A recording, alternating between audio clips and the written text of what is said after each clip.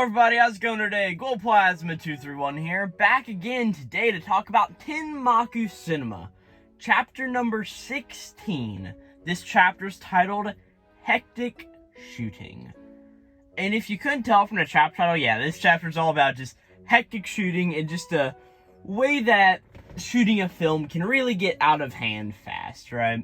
So, like I said, today's Tenmaku Cinema number 16. I talked about Wednesday here the other day, being that this is the grand trip to catch up to Tenmaku Cinema because I am very much behind on these reviews. So, and I love the series, so I just want to talk about it until it seems like it may inevitably end early, but that's without the point. Before I actually get started talking about chapters, as always, there's just two things that I do want to talk about beforehand. And number one, that is, if you end up liking this, I've got other Tenmaku Cinema videos on the channel, and also other anime and manga reviews and all that sort of thing. And most importantly, what happened last time in Tenmaku Cinema? So as we know, Tenmaku Cinema is sort of a series that really has one bigger plot point per arc.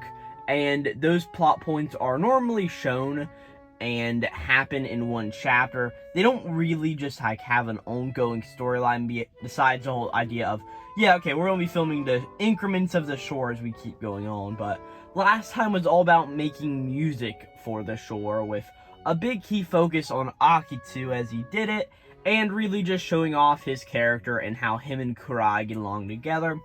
And that was really the whole crux of that chapter. At the end of the last chapter, we got the huge mention of, alright gang, alright movie-making crew, I'm Hajime, and you know what's going on next time? We're going out to the beach to do the beach scene, because the Japanese audience has to like this beach scene, or else we may be getting canceled here soon, boys. You hear that, right? So, we pretty much got that whole word that, yeah, they are going to the beach, and that is sort of where we start off this chapter with. We see actual filming in process, as we see that Kurai in her Nagisa mode and Bito with his hair all dyed black as Shimada, both of them are standing there in front of a doorway, and we see Akitsu's holding up like the boomstick with, what's it called, the boom pole, it's something like that, the microphone thing, right? And Hajime and Bito or Shino, my bad, are both also filming. As we see Nagisa's, it's like, well, I hope this is the right address, right? And at this point, we see Hajime's like, alright, she hears laughter here, and she turns her head. And that's what happens. We see that she hears this laughter, and she turns her head to the side in a very similar panel to what we've gotten before in, like, the whole director Yukio and that whole thing. So very similar to that in a way. And we see Hajime is like, alright, cut. And he's like, let's do one more take. And Kurai's like, alright, let's do it. And as it's going on all of this, we see Shino in the background is talking with Akitsu. And it's just like, hey, what take was that? And Akitsu's like, hey, it was take 4, right? And Hajime's like, hey, I'm sorry, Kurai, about all of this. And she's just like, hey, it's fine. I know this is an important scene, and I can and will do better in the future, right? So that's sort of a nice little moment there. As Hajime's just like, alright, Nagisa brings Shimada to meet her mother, and she finds this address in a letter her grandfather hid from her. And it all leads her to this house. In the script, Nagisa's mother has no lines at all. Her mother's presence is expressed by a woman's laughter that can be heard through the fence. And Hajime's like, yeah, the first time I read that, I got the chills, right? As we see that he's sort of referring up to Tenmaku, the guy, the ghost in the room who sort of wrote the entire thing. And he's like, hey, whatever, it's a common technique. And I really like this note of Akitsu just looking behind him, and he's just like, hey, Hajime, you wrote the script since everybody else is under the impression that, yeah, he didn't do any of this. It was all Akira. It was all Hajime. They don't even know Tenmaku exists, right? So it's just a very funny thing there, in my opinion, right? But Hajime eventually just walks up to Kurai and is like, hey, Kurai, your mother sounds happy. We want to see the meaning of that suddenly hit Nagisa, right? And she's like, alright, I understand. As he's just like, she senses her mother's distance, and I want you to imagine that moment, right? As we get the whole sort of panel again. It's like, alright, let's do it. Do your own sound. We see that Shino is rolling the cameras. And we see that Karai just says, like, mother, as she sort of starts ready to look around. And scene 11, shot number 3, take 5 is already in action. And we see that same exact thing of her just going, I hope this is the right address, with Shimada beside her. And eventually hearing that laughter and just turning her head ever so slightly. As Hajime is just like, cut. That was good. That was perfect. That's exactly what we needed, right? So as that's done, we see the entire crew is just walking down the street. As we see Shino's like, hey, so which hard scenes do we really have left?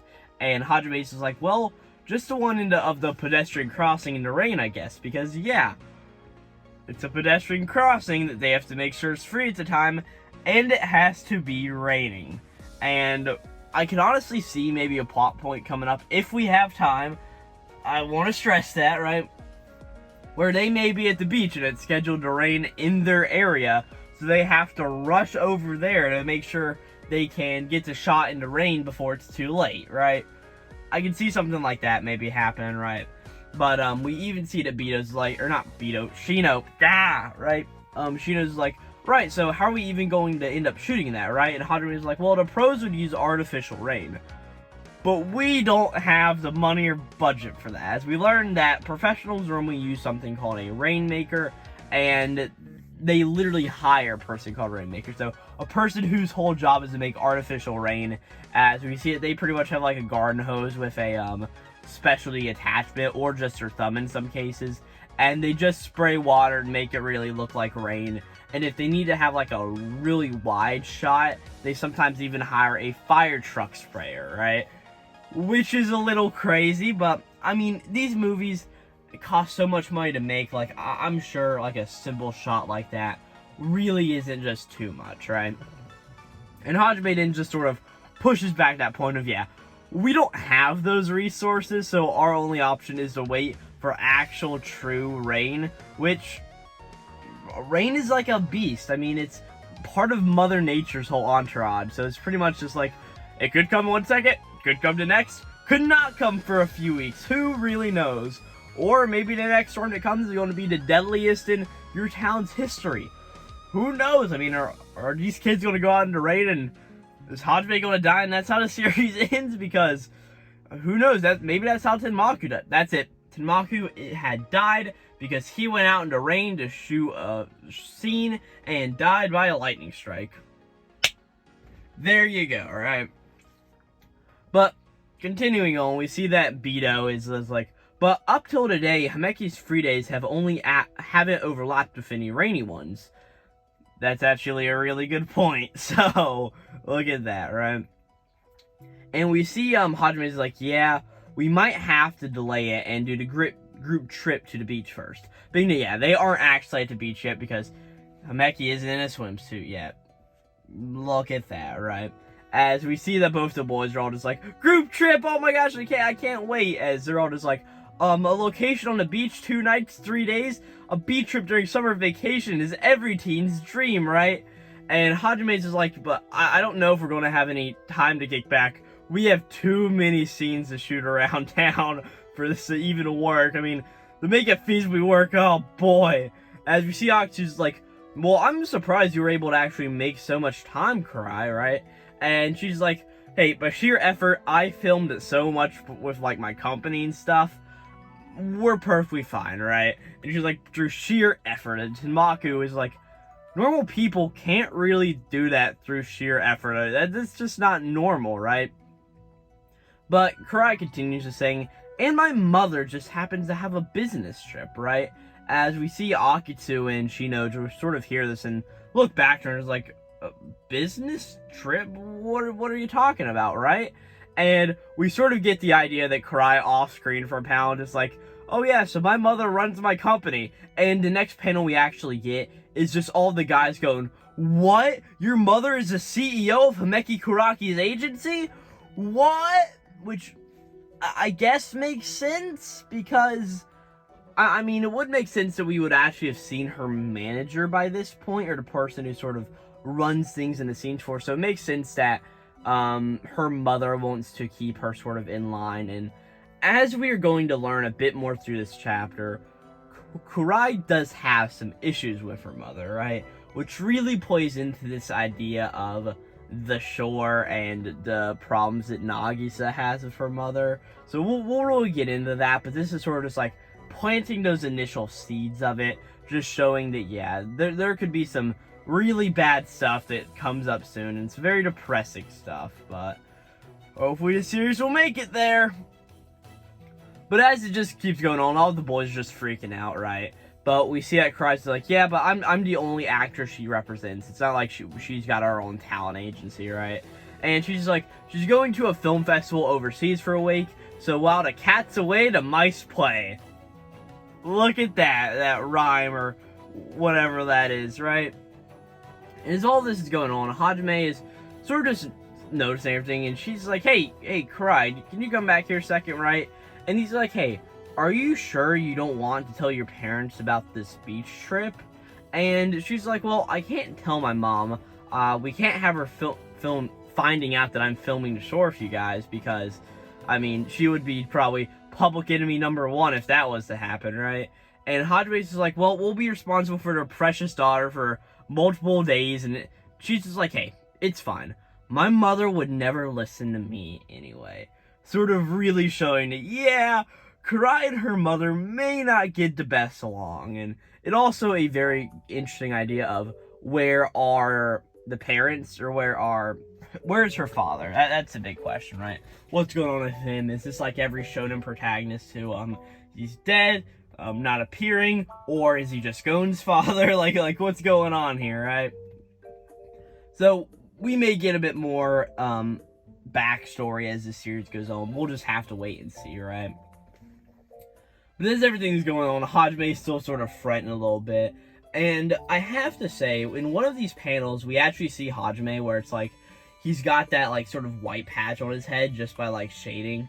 And every time it throws me off, because we're so used to just having Hajime with just his like jet black hair, and just whenever it has those white spots in it, it just really throws me off. I don't hate it, but as it keeps going on, Kurai's just like, hey, anyway, don't worry about it, Shinichi. When we finish the shore, we'll show it to her and show that it was worth all of the effort, right? And as all this is going on, we see Hajime and Tenmaku sort of are together, being that, yeah, Tenmaku is sort of tethered to Hajime, and they're sort of standing there.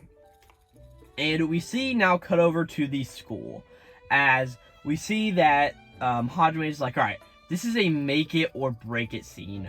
Nagisa and Ina enter the school to set off some fireworks, right? And Hajime's just like, but we're doing this very guerrilla style at night, so if we get caught, this is going to be very, very bad. We have to shoot this before anybody at all sees us, right? As we see all the guys just like climbing over the gate of the school, which I have to give it to them. That's a little hard to do, is climbing over like an actual fence with all this filming equipment. Like, they've got bags of stuff and everything, but still, it's not easy. And I'm sure if some of those things get dropped, that's not good. But as all this is going on, we see Tenmaku's like, haha, you've become such a rogue, Hajime. Are we gonna roll Hajime D&D stats? Is he gonna be, am I gonna play Tenmaku Cinema D&D here in a few weeks and have Hajime be a rogue, and I don't know, Beto be an artificer, Akitsu's the bard, that works. What's Shino? Oh, let's see if he has any character development in the later half of this chapter and see what that works out to, right? But we pretty much learn who will be playing the role of Ina in the shore, as Hajime sort of just like says, is like, anyway, we're really lucky that Shino's big sister is willing to take on the role of Ina, right? And we even see that Shino's like, hey, she was totally into the costume fitting, like she was way too excited about it. As we see that she's like, well, I haven't worn a junior high school skirt in a while, right? And we see that his other sister, Akane, is there, and it's like, oh man, the memories, right? Or maybe it wasn't Akane, I forget which one is which, right? Oh no, the other one is Midori. Akane is the big one. My bad, right? As we see that, Shino gets a call from Akane. It's like, oh hey, Akane, are you here? But we learned that Akane can't play the role because she has to stay and work at her workplace, right? Alright, makes sense. That's always how it has to happen, right? So Shino's like, what are you talking about? And all of a sudden, Octa's like, hey, what about Midori? Call her. Can she play the role? As we see Midori's at like a quoting, or no, she's at her college. She's like, what now? I've got an assignment due today. I don't think I can, right? As we see that everybody's just trying to call people they can think, and they're all just freaking out like, oh, what now? How do we move forward shooting the scene without Ina? And Hajime is like, well, Ina is one of the people who understands Nagisa. She has to be in this scene. But Hajime is like, oh man, do we postpone it? But if we don't shoot today, it messes up with the whole beach plan. And all the boys are both Shimada, and Shimada still has his hair dye in, by the way. So, okay, I guess this is like the night of what we previously saw. And also Shino's is like, oh no, right? As we're like, no, we want to go on a beach trip. We've got to. As we eventually see that Hajime has an idea, and it involves Shino. As we see that, alright, Shino sort of dresses as a girl that was a cross-dressing thing, and is going to be playing Ina in the store, right? And we see all the boys there, and it's like, wowzers! And Shino's like, what do you mean by wowzers? And who's his face? Aki's like, man, you look totally normal there, right? And they're just like, man, it really works. And Hajime's is like, well, I'm glad I brought the uniform either way. And Shino's just like, hey, Hajime, I can't do this. I haven't practiced any of the lines or anything like that, right? And Hajime is like, hey, we'll have your sister record the lines later so it's an actual feminine voice, and you don't have to try to pull in the feminine voice. You just have to be our stand-in for all of this, right? And he's just like, all you have to do is say them for now, so please show. Just make your lips look like you're flapping correctly, right? As all of them are just freaking out, right? As it continues on to where, again, it's just something where Akshi's like, man, it's crazy how it just totally works here. And, Kurai's like, hey, yeah, you look so adorable, Shino. As Shino's just like, alright, if I have to do this, and we see that they have this moment where they play with some fireworks, and it's this thing where Shimada's also in the scene, being the why he has his hair dye on still, pretty much showing that, he's very bad at fireworks. I don't know if that's just your typical Beto sort of deal, that he's bad at fireworks or what's going on there. But as we all go on, we see, a shot of Kurai sort of just playing with these fireworks, and we get the end of, hey, that's that scene. And I'm sure it will have been, I mean, that's the thing, is that this was obviously supposed to be a Shino chapter, but because of how everything went, the authors are having to really push this beach trip, because that is an important thing that may get audiences to retain to keep them in Shonen Jump. And last time we had, I mean, what, 2 chapters ago we had the whole Beto Shimada chapter, we had the Yakuzu music chapter, and now we have the Ina, or not, it's not really a chapter based on that. I mean, yeah, it makes sense to why all that's going on and why Ina became Shino, but if the series was doing better, that would have been a scene that was much more laid out. It would have had a lot more layers to it, and it would have been just a lot better of a chapter, instead of just, I mean, literally shoving it into 4 pages. I mean, that's what, it's shoved into 4 pages, and that's really the whole bummer of it, because, I mean, it just sucks. I mean, it just sucks that it has to go that way, right? Well, we see later, a bunch more scenes being filmed and everything, and, I mean, I'm sure these are scenes that we may have seen a bit more on, but as it's just all getting filmed, we just get some narrations going, all due to hustle and the bustle of the shoot. For some reason, I couldn't get Kurai's words out of my mind, right? As we get more of this idea of, my mother would never listen to me, as we see that Hajime is in his room thinking all of this, as he's working on the shore, and we see Tenmaku's even like, hey, you're thinking about Kurai, aren't you? I mean, and he's just like, I think you should just let it be for now. It will be fine. At some point while we're making the shore, she's going to have to face her mother. As Hajime sort of just takes a note to this, as we finally see the ocean and get the narration of, and now the long-awaited beach trip has finally arrived. As we see that, yes, they are actually at the beach now, as we see the whole movie-making crew is there, and, hey, look at that! Beto doesn't have hair dye in anymore. Look at that. And that's the end of the chapter, so it sort of sucks, like I was saying earlier, that just Shino didn't get this full chapter that he would have gotten otherwise. And also that, we sort of had 2 chapters end with the same idea of, let's do the beach trip next chapter. And we get one where, no, we're not doing that. And then, of course I know what 17 is, and 17 is that beach trip chapter, so it's just how it works. I mean, it's not bad at all. I mean, this series still isn't doing great, but it also isn't sitting totally on the bottom of Shonen Jump. And with that, I mean, I really just don't have too much more to say about it. I really love Tenmaku Cinema and want to see it succeed, but just the way it's looking now, it doesn't look too terribly promising for it. And with that, if you liked my review and you would want to see other Tenmaku Cinema reviews, because I sure got them, you can check out my YouTube page. I've got 15 that just went up and a few other ones, so please go check those out. It would mean the world to me. And if you ended up liking this, hopefully you won't mind liking the video, subscribing, leaving a comment to what role everybody would play in the D&D campaign of Tenmaku Cinema. You know what, I may need to do some work on that, because that could be a potentially very fun idea, right? But with that, I don't really have too much else to say. And alright, but this wasn't an amazing chapter of Tenmaku Cinema, but I do think it was a pretty good one. And with that, this was Tenmaku Cinema, chapter number 16, titled Hectic Shooting. And next time I'll be back with chapter number 17. And until then, thanks for watching, and this will be Glowplasma231.